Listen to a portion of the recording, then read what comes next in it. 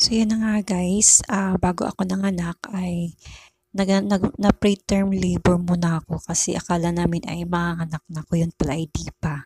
So kulang pa sa weeks.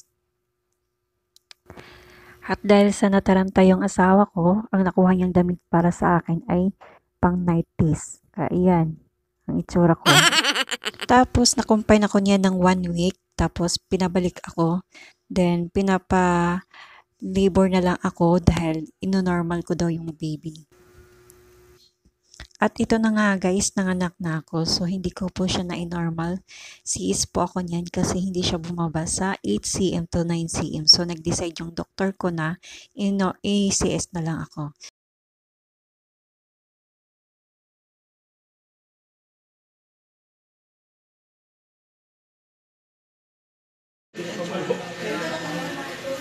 Ang baby ko, dalawa ay natanggalan ng tae. Laki ni baby. Yung usog. Ano naman kanya mami?